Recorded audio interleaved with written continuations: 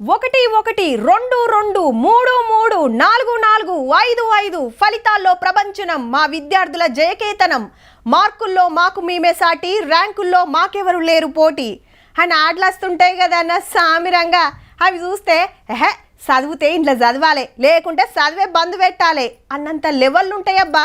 కానీ ఆ కాలేజీల్లో ఈ స్కూళ్ళల్లో వేల మంది చదివితే అందులో కొందరికంటే కొందరికే మార్కులు ర్యాంకులు.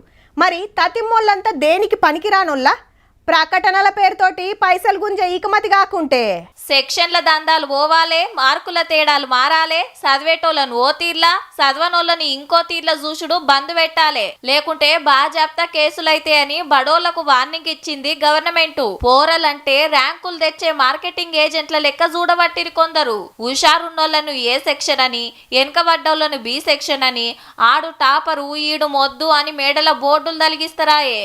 ఇక ఎట్లుంటది, నాకేం రాదట, ఎవ్వరు నన్ను మెచ్చుతలేరు అని ఇంకింత నారాజై ఆయనతో చదవకుంటా అవుతారు. మార్కులు తగ్గినాయి అని దిట్టుడు, ఎక్కువ వచ్చిన వాళ్ళని చూపించి ఎడ్డిచ్చుడు చేస్తుంటే అందరి ముందు నాదాన్ అనిపిస్తది కదా. మరి ఇజ్జత్ పోయిందని కొందరు పానాలే తీసుకోబట్టిరి.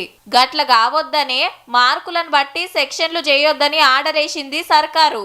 ఈ స్కూళ్ళైనా కాలేజీలైనా హాస్టల్లైనా కోచింగ్ సెంటర్లైనా అంతటా ఒకటే రూలు, లాపర్వా చేస్తే వాళ్లకు సర్కార్ ఇచ్చిన గుర్తింపే రద్దు చేస్తారటుల్లా.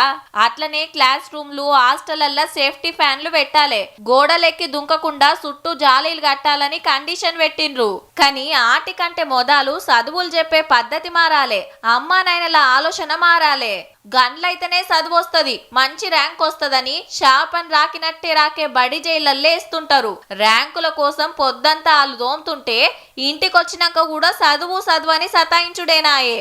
ఊకే వొయిలే కాదు, జర్సేపు ఆట పాటలు కూడా ఉండాలి, లేకుంటే బడి ఖైదీ లెక్క బతుకుడైతది. చూసుకోండి జర్రా.